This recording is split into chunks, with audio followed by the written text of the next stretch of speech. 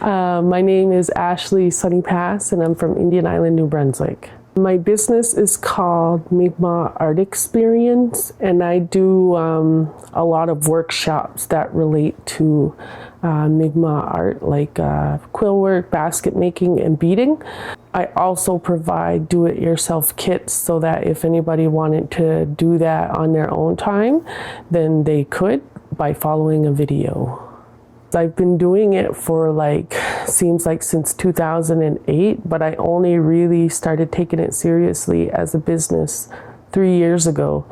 And then within the past year, I am now doing it full time. What inspired me really was just the amount of people that were asking me to do it. So I recognized that there was a need for it. So it was sort of like a way to make extra income at first. And then as time went on, because I was like a single mom, I wanted to have that second income as if to be able to provide for the kids. So once I was looking at my business as like my husband. So it was like bringing in that extra things and whatnot. But it was something that I really enjoyed doing, teaching Mi'kmaq culture through art. And that's what really inspired me to keep going forward with it.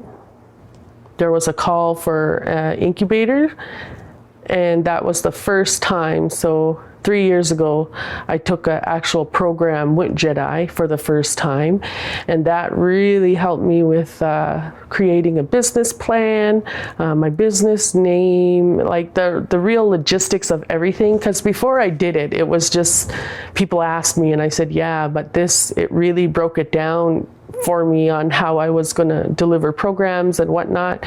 And I went into that program, and I was on maternity leave at the time. My daughter was just a few months old when I went into the program, and I remember during my first class, I had to bring her in with me. She was just a baby. And a lot of times through that, I can't remember if it was like 8 weeks or something, but throughout that time period, I had to bring her in class a lot with me. And a lot of times during the program, when I had to do certain things that were difficult or write something or prepare whatever, my classmates or the people delivering were helping me with the baby, holding her, or when I had to do presentations, I didn't have to bring her a lot, but the times they did, they were really supportive, and nobody really made me feel bad about that. They did offer me childcare so that I was able to get help like that, but even though childcare was there, it was finding somebody who would do that for me that was difficult. But that was my first case with JEDI, and the next one was actually through the pandemic. I took a program with them for more so for artists. And that one was really intense because it's online. I found that one a lot more demanding, but at the end of it, I got so much out of it. Breaking down like my do-it-yourself kits, the products inside, how to break down the pricing for everything that was in there so that I'm actually making money when I'm selling them. I think it was Frank and Diane from the Artful Science. They were really helpful, and they were always providing themselves through JEDI for help. Even today, I'm still in contact with a lot of my mentors that help me. So I find I have a really good relationship with JEDI, and when I need help with like a letter of recommendation. Sometimes they hire me to do different programs for them. So yeah, they've been a really big help for me, and I honestly can say that I don't think I would be where I am in my business without them, because all the support they provided me was just made me more successful. So yeah, I love JEDI. The biggest challenge for me was that in the beginning I was working full-time for an organization, and on top of that I was a single mom, and I was still running my business. So lots of times when I go to a powwow, I'm dancing, I'm selling, and I'm looking after the kids, and it's all just me. So the biggest challenge for me was being able, I guess, time management, being able to do everything in a timely fashion, I guess. But once I took my business full time and stopped working, it became easier for me. I got to spend more time with my kids. I feel like I'm making more money doing this full time than when I was working full time instead of being self-employed. So now I'm more so self-employed than anything, and it's working out better for me. There's been so many accomplishments throughout the 3 years that I can't even, it seems like it's taking off for me.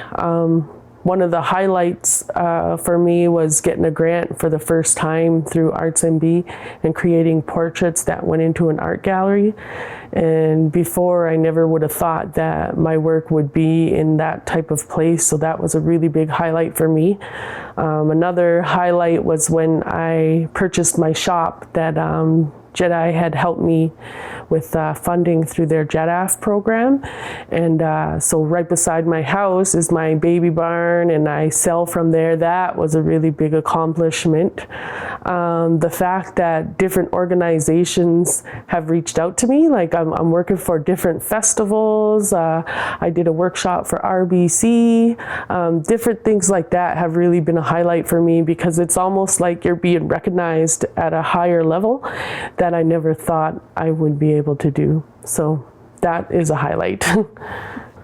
Whew. So my future plans for Mi'kmaq Art Experience is right now, like I said, I took it full time. I hope to have more people that work with me. For instance, I brought my father on, who is an elder in the community. So lots of times when people are looking for somebody to do prayers or whatnot, I offer him through my business. So it would be nice to have more staff. So I want my shop to be open full time. I hope, this is just a vision of mine, but that one day right beside my house, I would have like an inviting space, an outdoor space to do demonstrations or cultural activities for like all of New Brunswick to come and see. Right beside my shop, I visualize like bleachers out there, or like an outdoor theater, and I want it to be all culture based, and language is starting to play a big role in my business as well. Yeah, that's sort of where I see my future going. Don't be afraid to say yes to things that you don't normally do. There was one point for a few months I said, for every opportunity that comes my way, I'm going to say yes. I'm going to say yes to it. So some of that involved public speaking, and I said yes to it. And every time I said yes to an event or anything, it just leads into another event, because somebody would come forward to me and talk to me and invite me to theirs. So I never thought I would be doing festivals, but yet I'm doing Levy on the Lake in Sackville, the Rising Tides Festival. I was asked to do certain ones in St. John. I was unable to do it this year, but just the fact that it was something I didn't think I would do, but I said yes to it. So don't be afraid to say yes to things that make you uncomfortable when it comes to your business. Another great advice would be to just the time management, self-care.